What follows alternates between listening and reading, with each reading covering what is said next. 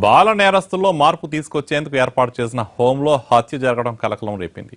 ఈ ఘటనలో చనిపోయింది మైనరే, చంపింది కూడా మైనరే. 30 ఏళ్ల క్రితం ఏర్పాటైన బాలల గృహంలో మొదటి హత్యోదంతం కలకలం రేపుతోంది. తెలిసి తెలియని వయసులో తప్పు చేసిన వారిని సరైన దారిలో పెట్టాల్సిన చోట హత్య జరగడానికి కారణమేంటి?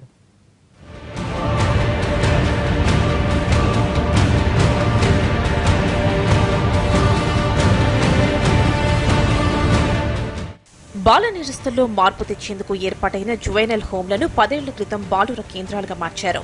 చిన్న వయసులో తెలిసి తెలియక నేరాలు చేసిన బాలల్ని ఇందులో ఉంచి వారిలో పరివర్తన తీసుకురావడమే ప్రధాన ఉద్దేశం.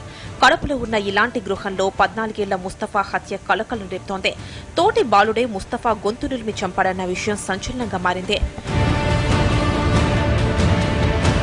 కడప జిల్లా ప్రొద్దుటూరుకు చెందిన నూర్ గౌసియాల 4 సంతానంలో ముస్తఫా రెండోవాడు. 4 నెలల క్రితం తన మేనమామ ఇంట్లో దొంగతనం చేసిన కేసులో నిందితుడు. దీంతో అతడిని కడప బాలుర గృహానికి తరలించారు. 5 రోజుల క్రితం వాహనాల చోరీ కేసులో ప్రొద్దుటూరుకే చెందిన గౌతమ్ బాషాలను ఇదే గృహానికి తీసుకొచ్చారు. సాయంత్రం వారిద్దరూ గొడవ పడుతుండగా ముస్తఫా సర్ది చెప్పేందుకు ప్రయత్నించాడు. దీంతో ఆగ్రహం వ్యక్తం చేసిన బాషా ముస్తఫాపై దాడికి దిగాడు. గౌతమ్ బాషాల మధ్య గొడవ సద్దుమణిగి బాషా ముస్తఫాల ఫైటింగ్ మొదలైంది. తనకు అడ్డొచ్చిన ముస్తఫాపై కక్ష పెంచుకున్న బాషా అర్ధరాత్రి సమయంలో మూత్ర విసర్జనకు వెళ్లిన ముస్తఫాను అనుసరించాడు. తామిద్దరం గొడవ పడితే మధ్యలో నీకెందుకంటూ దాడి చేసి మెడకు టవెల్తో గొంతు బిగించి దారుణంగా హత్య చేశాడు. ఏమీ తెలియనట్లు తిరిగి వచ్చి పడుకున్నాడు. టాయిలెట్ కు వెళ్లిన ముస్తఫా తిరిగి రాకపోవడంతో తోటి బాలురు వెళ్లి చూశారు. ముస్తఫా అచేతనంగా పడి ఉండటంతో స్థానిక సిబ్బంది రిమ్స్ ఆసుపత్రికి తరలించారు. ముస్తఫాను పరిశీలించిన వైద్యులు అతను చనిపోయాడని ధృవీకరించారు. ముస్తఫా మెడపై గాయాలు, చర్మం కమిలిపోయి ఉండటాన్ని గమనించిన వన్ టౌన్ పోలీసులు గృహంలో ఉంటున్న బాలుడిని గట్టిగా ప్రశ్నించడంతో విషయం వెలుగులోకొచ్చింది. ముస్తఫా బాషాల మధ్య జరిగిన ఘర్షణ గురించి తెలిసిందే.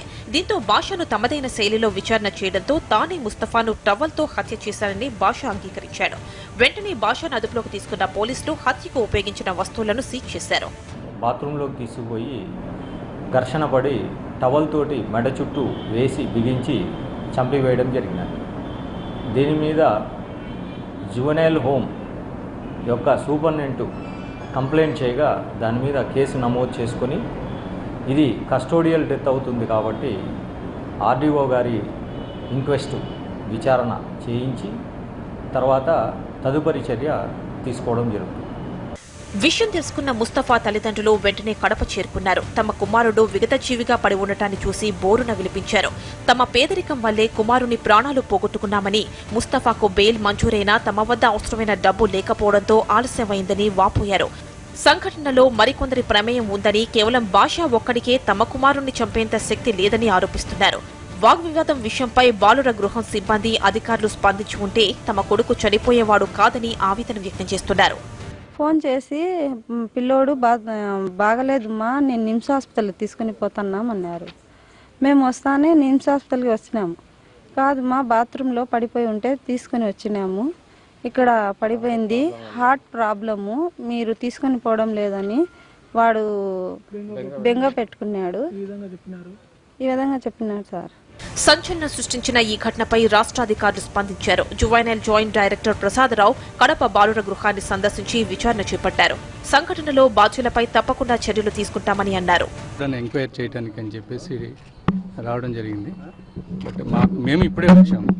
మాకు కంప్లీట్గా వాళ్ళతో మాట్లాడితేనే కానీ ఎవరు స్టాఫ్ సూపర్వైజర్స్ ఎవరైతే ఉన్నారో వాళ్ళంతా కూడా అక్కడ పంచనామా ఏదో జరుగుతుంది, అక్కడ ఆర్డీఓ గారి దగ్గర ఉన్నారు. వాళ్ళతో మేము ఇంటరాక్ట్ అయితే ఏంటి విషయం అనేది మాకు తెలుస్తుంది. సో మేము కూడాను ఎక్కడైనా ల్యాబ్సెస్ ఉన్నాయా అనేది మేము కూడా చూసుకొని దాని మీద మేము యాక్షన్ తీసుకోవడానికి. ఇద్దరు బాలురి మధ్య వాగ్వాదం చినికి చినికి గాలివానై చివరికి ముస్తఫా హత్యకు కారణమైంది. 30 ఏళ్లుగా నిర్వహిస్తోన్న ఈ గృహంలో ఇలాంటి ఘటన జరగడం ఇదే తొలిసారి. నేరాలకు అలవాటు పడకుండా పరివర్తన తీసుకురావాల్సిన చోట మరిన్ని నేరాలు జరగడం చూస్తుంటే సిబ్బంది ఏం చేస్తున్నారన్న విమర్శలు వినిపిస్తున్నాయి.